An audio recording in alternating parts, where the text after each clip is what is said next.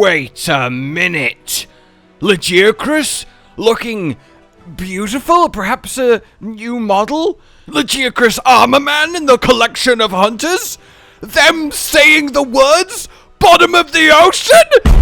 Legiocris confirmed Monster Hunter 6. Okay, no. That's an example of a bad theory, because everyone knows Legiocris is lost forever. Hello, my fellow hunters! Welcome one, welcome all! It's been a couple days now since the Tokyo Game Show and the 20th anniversary awesomeness and the lack of any hard Monster Hunter 6 confirmations, and everyone's kind of dwelling on what there is to dwell, because there's a surprising amount of things to dwell on, and the dwelling has been fun. So I want to share my dwelling with you guys, combine it with your dwelling, and together we can dwell our ways to victory. And I promise that I will stop using the word dwell from this point onwards. So what am I talking about? Well, actually, before we start getting into further theories and speculation based on some really interesting little teases and hints hidden deep within the 20th anniversary loveliness that we got, I want to talk about, well, theories, because there's been a weird and uncomfortable amount of anger pointed towards content creators from a small vocal minority. I know this isn't most of you guys at all, you're all absolutely lovely, and I couldn't ask for a better community to be monster huntering in, and I feel the need to defend them. I am no stranger when it comes to getting excited about Monster Hunter and connecting dots. It's something that I live for, it is so much fun, and I'll be honest, okay, I have a pretty good track record. I called All Mother Now being a thing, and even how she would come to exist long before she was revealed, from basically just a skeleton and the name of a palico weapon. I got Espinas coming to Sunbreak months and months and months before he was ever teased or revealed. And that one was even more so because obviously no one thought in any world Frontier monsters were getting main seriesified. And that was from drawing connections between the medieval knight iconography, which tends to revolve around classic dragons and indeed flowers, specifically roses, of which Espinas is associated, and taking it from there.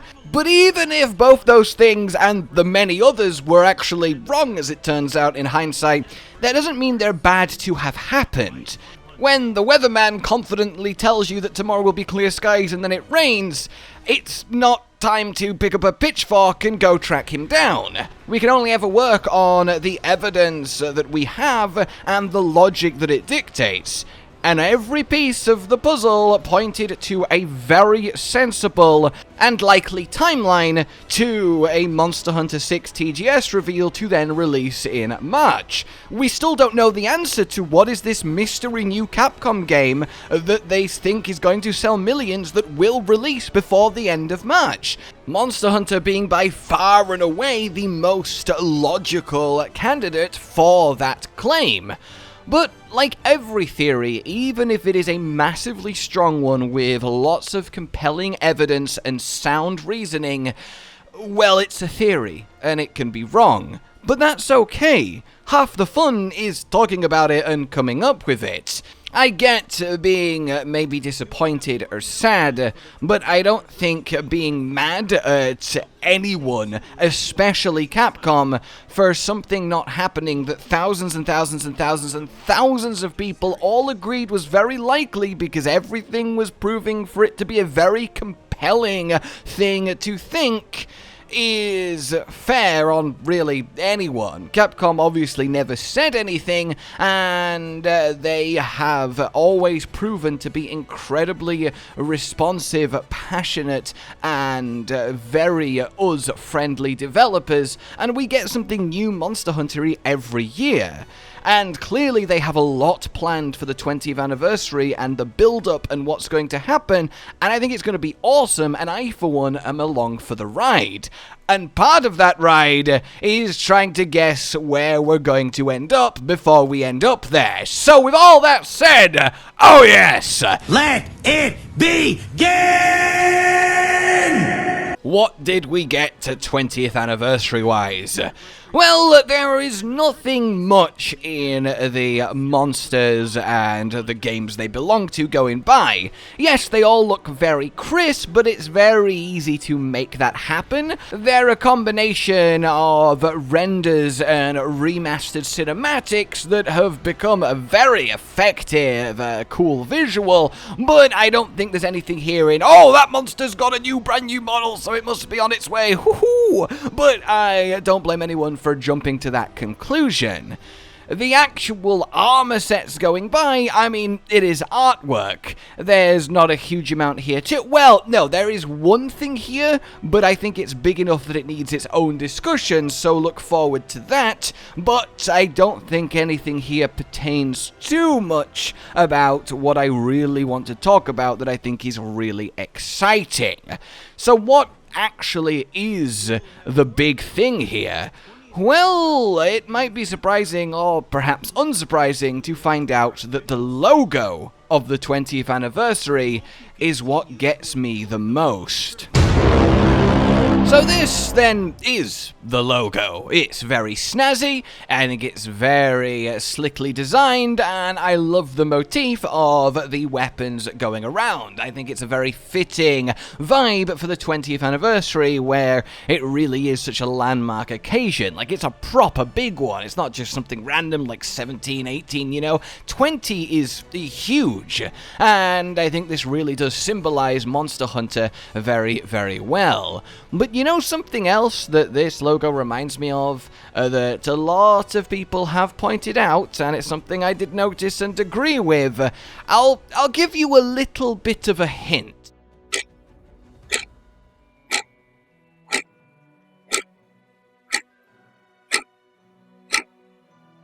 Yeah, right? It's got a little bit of clockness to it. Is that a word? Can I say clockness? I'm going to say clockness. And it's very easy to see why. The weapons themselves are arranged like a clock, and they go round the center of the 20th anniversary. Now, initially you can kind of dismiss that as they just put the weapons in a circle round the text. It's a nice layout. It's not necessarily a clock, and that is fair. However, what is perfect for a build-up to a Monster Hunter 6 or big 20th anniversary special reveal?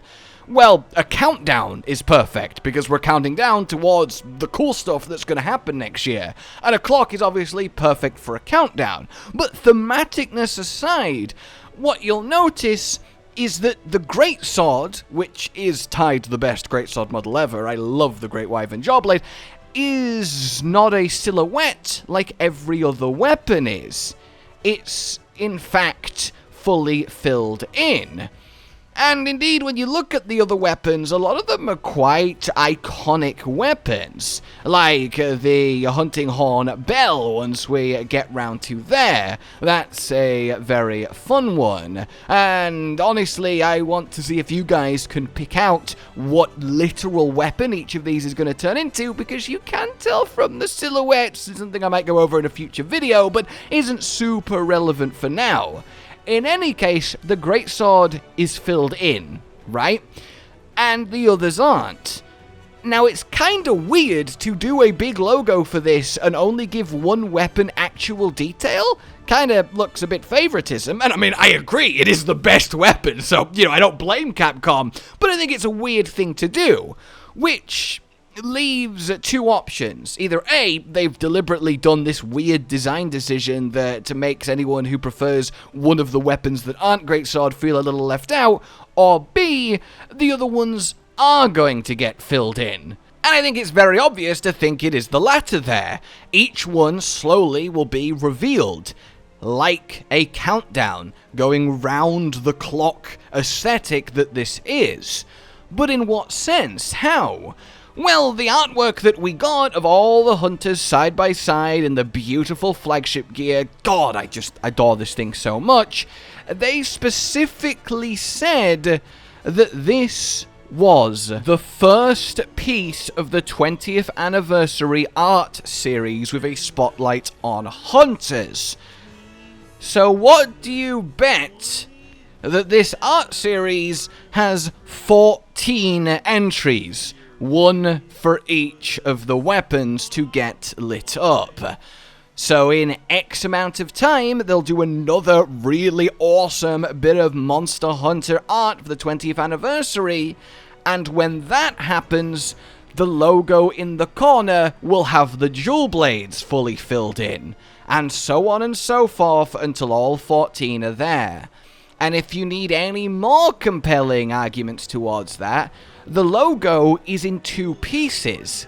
And what do I mean by that? Well, obviously, to put this logo on a thumbnail, like I do for everything, I get the image. And normally a logo is one image, because why would it be multiple images? It's a single logo. This, however, comes in two parts. The Monster Hunter 20th Anniversary text and effects is one, and then the Wheel of Weapons is another. And this is how it is on the official Capcom website. And the only reason you would not bake this into one nice transparent logo image is if one of the two pieces is going to get updated, so you need to swap it in and out as you go, leaving the other piece, the text on top, intact. So, yeah, I feel like that's a big of a slam dunk there. They have done it as two separate images because the weapons will get updated and filled in. That's really cool. So, the final thing to talk about and posit is what happens when all 14 are filled in, and what time frame are we looking at. I think there is two possible time frames. We will get all 14 bits of 20th anniversary artwork between now and the Game Awards in December, where Monster Hunter 6 will be teased, announced, confirmed. Or we will get all 14 20th anniversary arts and all the weapons filled in, leading up to the literal 20th anniversary in the middle of March next year, and then we will get the big announcement to say that it's coming out later in the year. And that one, as much as I hate to admit it, I feel like makes a little bit more sense. If you're not going to release the 6th gen of Monster Hunter on the 20th anniversary, then you're going to announce it. Now, that doesn't line up with the fact that they want to release a game that'll sell millions before the end of March, so it still might be the former, but I think one of those two is solid. And then the final thing to kind of talk about is, as I said, what will be revealed. If not the literal game, it's weird that there's a focus on weapons, specifically. I mean, yes, they are iconic, of course, but weapons specifically out of everything they could have chosen for the 20th anniversary. I've talked about it a bit in the past, but I truly think the 6th gen Monster Hunter 6 is the perfect time for a new weapon, and a countdown of iconic weapons from each of the 14 weapons to then lead to the reveal of a 15th new weapon seems like a pretty swish way to do it, if you ask me. So that's something I could totally see happen based on this. But essentially, we have this secret, not-so-secret 20th anniversary Monster Hunter 6, or some sort of big announcement countdown clock, getting a series of arts, the weapons filling in, and something very exciting to look forward to. I would love your thoughts on this, and what you do, in fact, think is going to be revealed. But for now, well, like if you've enjoyed this, subscribe and hit the bell for more. Consider supporting the future of the channel on Patreon down below, and until we meet again, a goodbye.